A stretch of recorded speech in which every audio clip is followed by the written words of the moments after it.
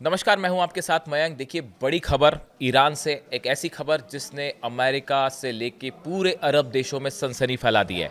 और खबर यह है कि हॉर्मूज की खाड़ी में ईरान ने एक जहाज़ को बंधक बना लिया है, एक जहाज़ पर कब्जा कर लिया है। अब ये पूरी खबर समझनी पड़ेगी जैसे खबर निकल के आई। देखिए, जो खबरें चल रही हैं, Iran revolutionary guard reportedly intercepted the Talara, Marshall Islands flagged oil product tanker and directed it towards Iranian waters on Friday। अब देखिए, खबर ये आई कि एक जहाज था जो कि हॉर्मूज की खाड़ी में ईरान की तरफ आगे बढ़ रहा था। आईआरजीसी की जो नेवी विंग है उसने जो है इस जहाज को रोका और उसे ईरान की तरफ ले गए। इस तरह की खबरें सोशल मीडिया पर चल रही हैं। जो जानकारी निकल के सामने आई है, the tanker had been carrying high sulphur gasoil from Sharjah to Singapore and was sailing off the United Arab Emirates coast when contact was lost, the vessel manager Columbia Shipment told Reuters. देखिए, Reuters के हवाले से खबर आई कि एक जहाज़ जो है वो यूएई से निकलता है सिंगापुर जाने के लिए, जिसमें जो है ऑयल से जुड़े प्रोडक्ट थे। सल्फ़र गैस ऑयल था, स्पेसिफिक बात करें तो एक मटेरियल जिसका ऑयल में इस्तेमाल होता है। ये जहाज़ जब यूएई से निकला, थोड़ी दूर आगे चलने के बाद इसका कांटेक्ट ख़त्म हो गया और उसके बाद ये खबरें आई कि ईरान के आईआरजीसी ने इस जहाज़ को अपने साथ ले गए हैं। और इस तरह की भी खबरें आई कि ईरान की 3 जो है शिप्स वो आए और उन्होंने इस जहाज़ को घेरा और अपने साथ वो उसको ले गए। इस तरह की खबरें आई। उसके बाद ये भी खबर आई कि अमेरिका का एक मानव रहित ड्रोन, ह्यूमनलेस ड्रोन जो था, वो उस पूरे इलाके में काफ़ी देर तक सर्विलांस करता रहा कि ये जहाज़ का आखिर क्या हुआ। और उससे भी इस तरह की खबरें आई कि ईरान ने जो है इस शिप पर कब्जा किया है। अब देखिए, ईरान की तरफ से कोई ऑफिशियल स्टेटमेंट नहीं आया है, लेकिन जो बातें कही जा रही हैं वो कि आखिर ईरान की तरफ से ये एक्शन क्यों हुआ, उसकी 2-3 वजहें निकल के आ रही हैं। पहली वजह ये बताई जा रही है कि ईरान को का कहना है कि ये जहाज़ जो है वो ईरान की जल सीमा के अंदर दाखिल हो गया था। यानी कि ईरान स्ट्रेट ऑफ हॉर्मूज़ में, हॉर्मूज़ की जो खाड़ी है जहाँ पे देखिए अलग अलग इलाके होते हैं, और ईरान की जो जल सीमा है उसके अंदर ये दाखिल हो रहा था जहाज़, इसलिए उसे कैप्चर किया गया। बात नंबर 1। बात नंबर 2 ये भी कही जा रही है, जो इस तरह से सोर्सेज से ईरान की खबरें हैं कि ऑफिशियल नहीं है, मैं फिर से दोहराऊंगा, इस बारे में अभी ईरान ने कोई ऑफिशियल स्टेटमेंट नहीं दिया है, लेकिन इस तरह से जो है खबरें जो चल रही हैं कि इसमें इलीगल तरीके से ऑयल ले जाया जा रहा था और वो ईरान की सीमा के भीतर दाखिल हुआ, इसलिए पकड़ा गया। यानी एक प्रकार से स्मगलिंग हो रही थी ऑयल की और वो ईरान की सीमा के करीब पहुंचा, इसलिए शक के आधार पर उसको ईरान की नेवी ने रोका है। इस तरह की बात है। देखिए, कई चीज़ें हैं। अभी हाल ही में अमेरिका ने कई कंपनीज़ पर प्रतिबंध लगाया है और इस तरह के आरोप लगे हैं कि ये ईरान के मिसाइल प्रोग्राम को मदद कर रही हैं, ईरान के ड्रोन जो बनाने का पूरा प्रोग्राम है इसमें मदद कर रही हैं। गौर करने वाली बात है, इसमें कई देश हैं, चाइना के भी कई इसमें जो है लोग शामिल थे और कंपनीज़ हैं जिनके ऊपर बैन किया गया।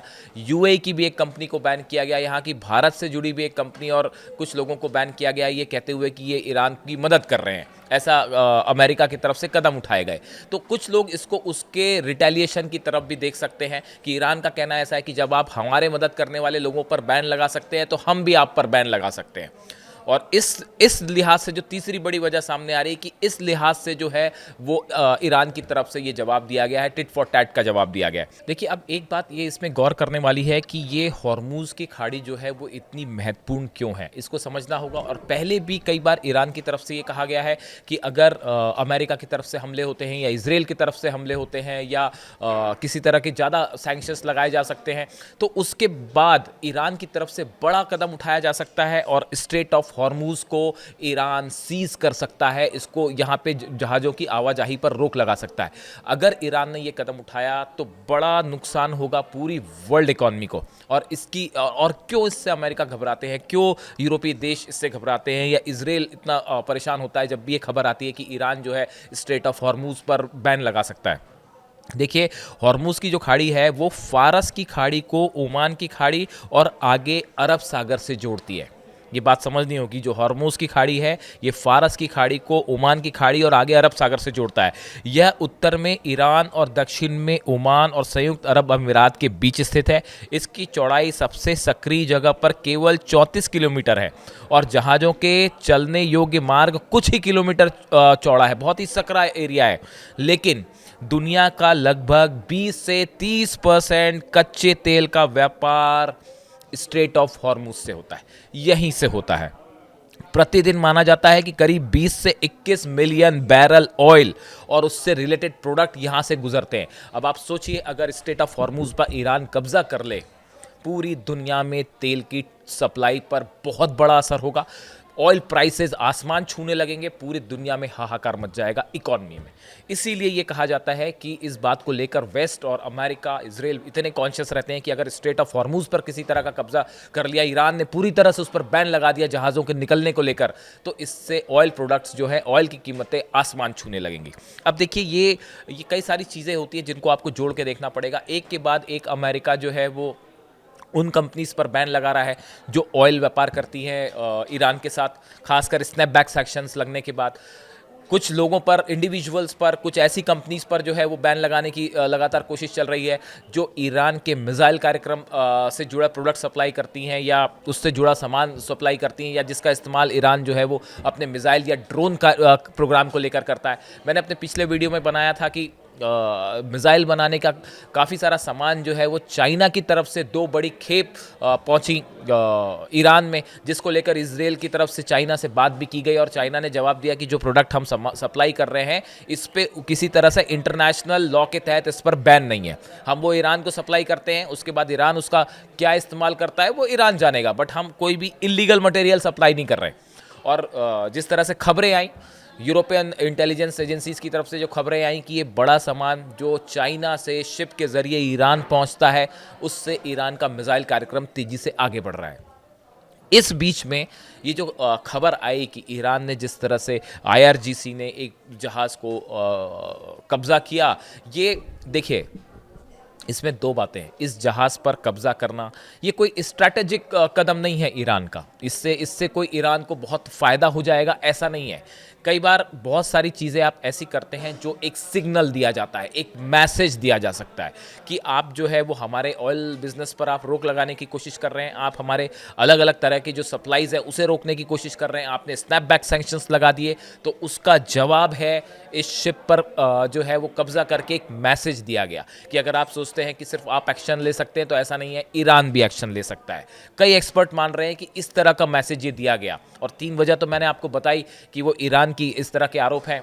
बताया जा रहा है कि वो ईरान की टेरिटरी में जो वाटर टेरिटरी था उसके अंदर उसने प्रवेश किया, या दूसरी चीज़ की इसमें स्मगलिंग का ऑयल इस्तेमाल हो रहा था तो ईरान ने मैसेज दिया कि भाई ये हमारे एरिया से नहीं गुजर सकता। और तीसरी बात कि ये बड़ा एक प्रकार से संदेश था कि जो बैन लग रहे हैं ईरान पर उसको लेकर कि देखिए अगर आगे किसी तरह के हमले होते हैं, इस तरह की भी खबरें हैं कि इजराइल और ईरान के बीच, अब इस तरह की खबरें वेस्ट के कई सारे न्यूज़पेपर्स में, सोशल साइट्स में वायरल हैं कि अब बस कुछ दिनों का वक्त बाकी है और कभी भी इजराइल और ईरान के बीच जंग शुरू हो सकती है।